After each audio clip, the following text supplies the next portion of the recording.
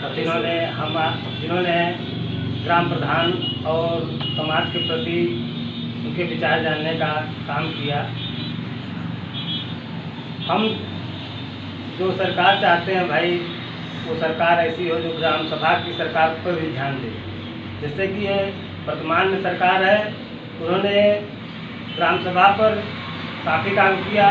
जैसे कि प्रमुख में उनका उद्देश्य था कि हर ग्राम सभा में मिनी सचिवालय बनाया जाए। तो उस तरह से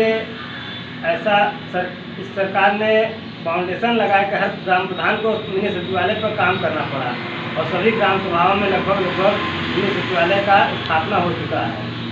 तो जिससे ग्राम सभा के लोगों को मिनी सचिवालय का काफ़ी लाभ मिलेगा, उन्हें तहसील से छुटकारा मिलेगी, वो खतरा खतौनी और तमाम तरह के ऑनलाइन जो कि पेंशन का होता है या किसी भी तमाम जो सरकारी योजनाओं का लाभ होता है उनको ऑनलाइन कराना पड़ता है, वो ग्राम सभा में हो जाएगा।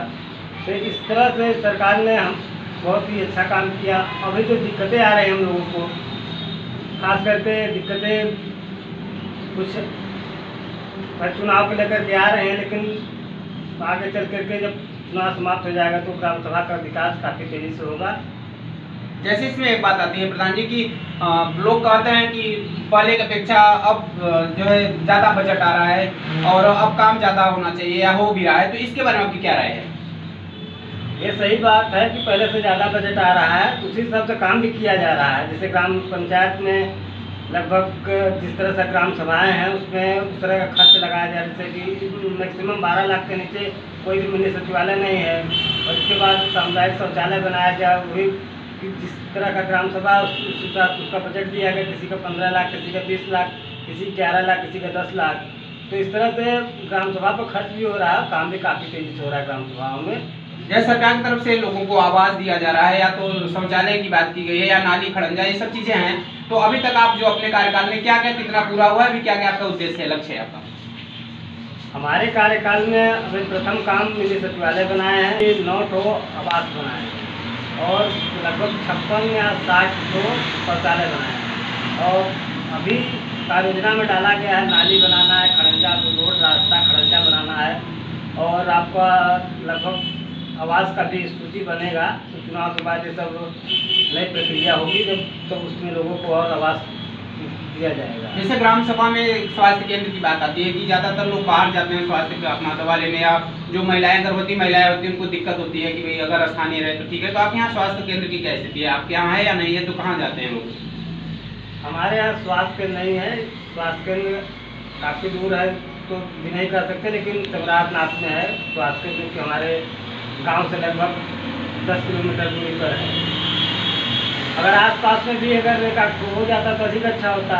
और एक आंगनबाड़ी भी नहीं हमारे ग्राम सभा में बना है, तो आंगनबाड़ी अगर हो जाता तो जिससे गर्भवती महिलाओं को वहाँ आंगनबाड़ी से जो पोषक आहार मिलता है वो प्राप्त होता। तो आंगनबाड़ी की समस्या है और लगभग हर एक गाँव में आंगनबाड़ी बनना चाहिए, जिससे कि गाँव की महिलाओं को उसका लाभ मिल सके। जैसे इसमें एक बात और आती है, जैसे कि बहुत जगहों में देखा गया कि वहाँ पे आराध भवन बना गया है, पानी की टंकी बनाई जा रही है, तो आपके गांव में क्या अभी उसके लिए आपने अप्लाई किया या है या नहीं, इसके बारे में बताएं। हमारे गांव में भी आराध भवन नहीं बना है सर। अभी पहले ग्राम सभा बड़ा था, ग्राम सभा में 3 गाँव की ग्राम सभा थी, पहले दानीपट्टी, बेनिया और गोपालपुर। अब हमारे ग्राम सभा को अलग किया गया। हमारा ग्राम सभा गोपालपुर सुवार है, वहाँ भी पिछले 5 वर्ष से अलग हुआ है। वहाँ अभी आराध भवन नहीं बना है, न तो सामुदायिक स्वास्थ्य केंद्र, न आंगनबाड़ी। अभी मैंने पहला काम आपको मिनी सचिवालय बनाया है, और पूर्व प्रधान ने वहाँ महिला शौचालय बनाया था, वो भी उसकी कंडीशन थोड़ी सी जो भी है बना है कि महिला शौचालय बनाया गया है। तो अगर जैसे की बात की जो भी समस्याएं आपके गांव में आ रही हैं, तो उसको लेकर के आपने अधिकारियों से या जिम्मेदार लोगों से या जनप्रतिनिधियों से बात करी है कि नहीं करी, या करी है तो क्या स्थिति है अभी तक? हमारे गांव में सबसे पहला बहुत बड़ा मुद्दा है जो स्कूल बनी है, पुरानी स्कूलें जो बनी आज जब से देश आज़ाद हुआ इसके बाद जो स्कूल बनी उसका सुधार नहीं हुआ। वही पुरानी बिल्डिंग जर्जर बिल्डिंग है जिसमें बच्चे पढ़ रहे हैं, उसमें अभिभावक को डर लग रहा है कि हमारे कब ये बिल्डिंग गिर जाएगी या कुछ हो जाएगा। तो उस पर सरकार को ध्यान देना चाहिए, प्राथमिक इस पर बिल्कुल ध्यान दें, क्योंकि काफ़ी गांव के जो स्कूलें हैं उनका बहुत ही जर्जर स्थिति है और वहाँ पढ़ाने के लायक नहीं बच्चों का है। हमारे गाँव खासकर हमारे गाँव में तो बिल्कुल बहुत ही अवस्था खराब है। तो आपने जब ग्राम प्रधान की शपथ ली उसके बाद आपने अधिकारियों से नहीं बात करी इसके बारे में?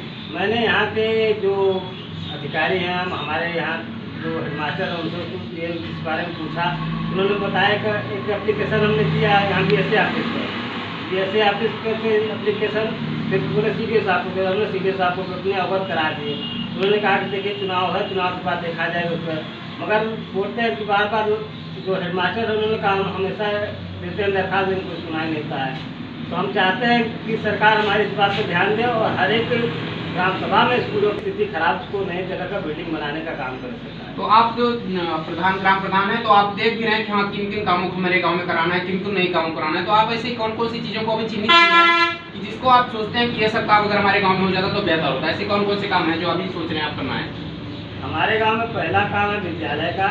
विद्यालय के बाद सड़क है, जो कि गांव को मुख्य सड़क से जोड़ती है। गांव के अंदर जो कुछ सड़कें उनको बनाना है। और जो काफ़ी लोगों का वृद्धा विधवा पेंशन ये सब नहीं बना, उस पर काम कर रहे हैं। तो लोगों का फॉर्म जमा करा चुके हैं। और आपको शौचालय जिन लोगों के पास नहीं, तो शौचालय बनाने के लिए जिनके पास अब भाई इसका अभी मिट्टी का घर है या झोपड़पट्टी में रहना, उनके लिए आवास की व्यवस्था कराना, ये सब मुख्य मुद्दा है। और जो अपने गांव को रोशनी, यानी हर एक चौराहे पर स्ट्रीट लाइट लगा के गाँव को रोशनी दिया जाए ताकि रात में भी लोग वह सुविधा। अगर आपकी बात गांव की जाए तो यहाँ पे आप ग्राम प्रधान हैं इस समय, और जैसे कि आप अधिकारियों को अवगत भी करा चुके हैं कि ये समस्या हमारे गांव में होनी भी चाहिए, आप बता भी रहे हैं। तो अगर जैसे ये बात करी जाए कि शौचालय, आवास, नाली, खड़ंजा, ये तमाम चीज़ें हैं, तो इसको लेकर के जैसे कि आपको जहाँ वहाँ जाते हैं, अधिकारियों के यहाँ जाते हैं, आप ब्लॉक पे जाते हैं या CDO कार्यालय जाते हैं, तो वहाँ पर अधिकारियों का ट्रीटमेंट कैसा रहता है, उनका व्यवहार कैसा रहता है? क्या सही रहता है कि कुछ उल्टा पुल्टा या अलग रहता है? अधिकारियों का व्यवहार अच्छा है। जो अभी से सरकार है उसके शासन इस तरह का है कि जैसे अधिकारी लोग बात को सुन रहे हैं, बात को समझ रहे हैं और काफ़ी काम भी हो रहा है। जैसे कि शौचालय का डिमांड किया गया, शौचालय भी फिलहाल 50-60 हुआ था।